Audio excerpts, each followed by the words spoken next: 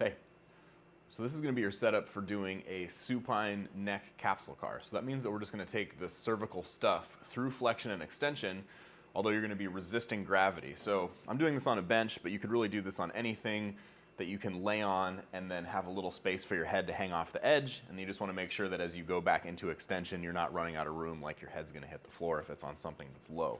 So what you're going to do, set up on your bench or whatever you're laying on, you're going to get basically the top of your traps kind of in line with the edge. And then I'm going to start in that retracted chin position. So I'm going to tuck my chin back like this, and then I'm going to tuck towards my collarbones. Now typically what you're going to get here is a good contraction through the stuff in the front. You may even feel some stretching in the back. And what you're going to do is slowly let the head roll back. And you're just trying to control that, resisting gravity. And your goal is to come back into as much extension as you can get without getting any closing angle symptoms on this back side of the neck joint. So when you come back, all you should feel through that full range of motion is just tension in the front.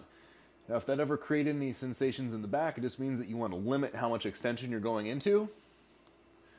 Once you find that end range of extension, then you're going to start by pulling the chin back up, but your first order of business is to retract it. So I'm tucking it back here, and then I'm pulling it towards the collarbone. So we always want to emphasize that as you're coming back up from extension, the goal is to get the chin to retract straight back first, and then pull towards the collarbones.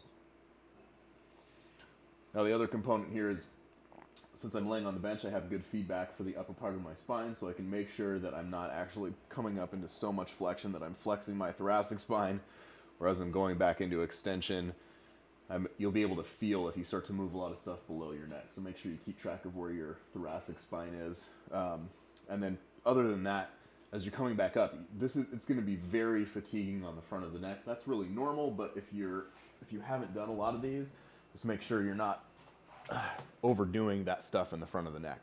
Okay, that's it.